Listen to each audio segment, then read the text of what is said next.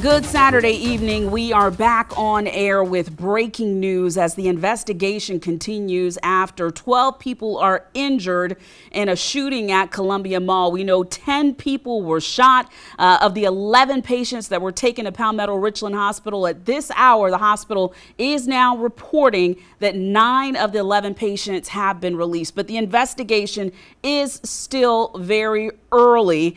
Columbia Police Chief Skip Holbrook saying 3 people have been detained for questioning. We're going to begin our team coverage now with News 19's Kaylin Hagwood. She has been outside of Columbiana Center for several hours now. Kaylin, what have you learned from law enforcement? Well, yeah, let me take you through the investigation, Darcy. This all started around 2 o'clock. That's when law enforcement say they received a call about shots fired in the Columbiana Mall.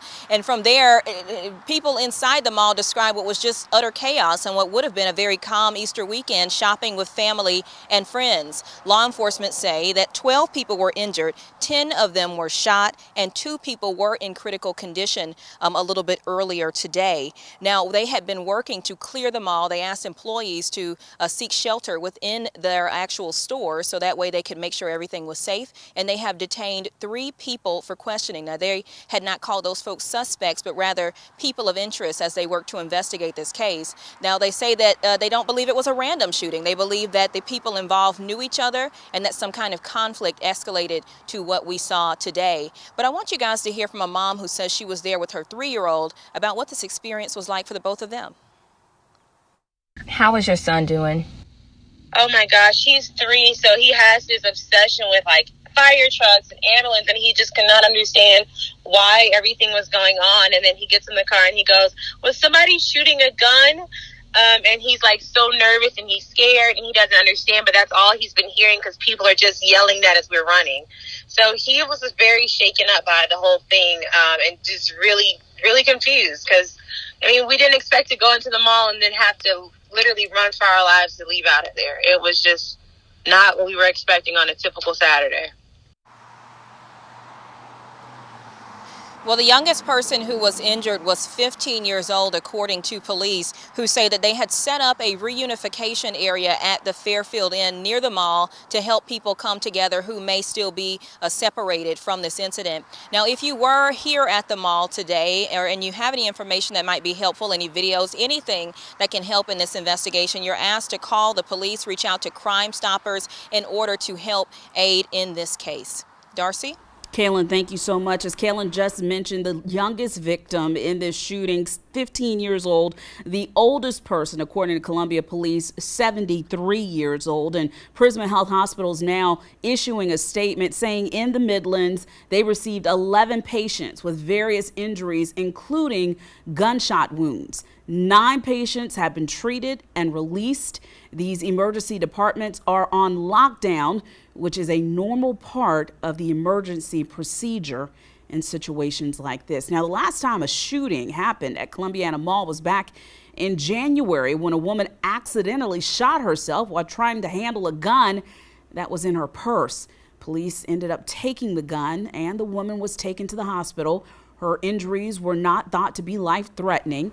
Before that, 2 shootings happened in the mall back in 2016. Nobody was injured in either of those shootings. So some history about Columbiana Mall. It was built back in 1990 as one of the oldest and largest malls in the state, spanning 817,000 square feet. The mall first opened its doors with Belk's and Sears, and since then it has expanded to having 112 businesses. The mall also sitting on 2 county lines in Richland County and Lexington County. We're going to continue our team coverage now with News 19's Walker Lawson. Walker, thousands of people in the area at that time. You've also had an opportunity to speak with eyewitnesses. That's right, Darcy. I got here around 2:30 this afternoon and people were running out of the mall. There was a lot of panic going on and a lot of families seemed very upset and a lot of workers were coming out together. Now, when I got here, some families I spoke to said they immediately grabbed their children and ran out of the door, obviously not grabbing their phones, just getting out as fast as they could, especially when they said they heard feet. They heard a group of people running towards them in Belk, specifically is what one mother told me, and they ran as fast as they could out of the building. Now, there was a quick response as when I got here, there was a law enforcement presence that was very strong and traffic. There was a lot of traffic going on. So now if you take a look behind me at the roads, this is Columbiana Road. There's not many people out. The roads are open on this side of the mall now. So it seems like few people are out and about in this area over here and there's no more traffic at this particular spot. But that is kind of an update from what I've seen from when I got here till now. I'm going to send things back to you guys in studio. All right, Walker Lawson reporting for us live out in the field. Walker, thank you so much. As he mentioned, multiple law enforcement agencies reported there, and we are now learning from management and owners at Columbia Mall that the mall is closed until further notice, as that is still a very active crime scene. Now, one shopper shared her experience being in the mall when the shooting happened. Jennifer Malden explains why she and her husband and friends were in the mall. She talks about them being at Bath and Body Works.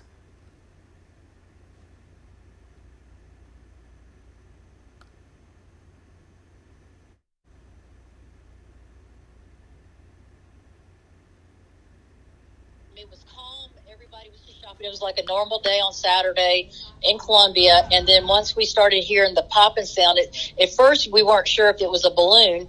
But then once we realized it sounded like a semi-automatic and that split second, people realized people were screaming, running. I mean, just all you could just hear was people screaming and running.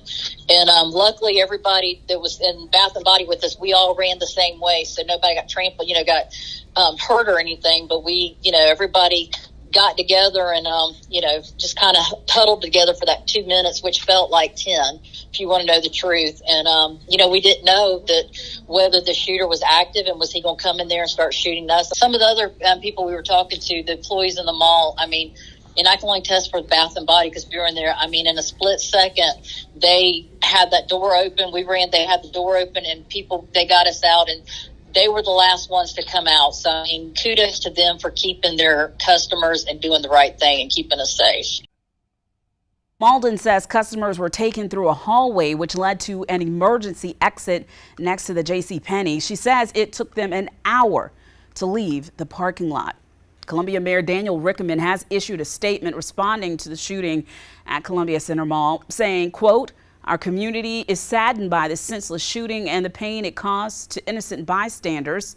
He says the focus is on getting them treatment right now and on being supportive of the multiple law enforcement agencies working together to bring these criminals to justice.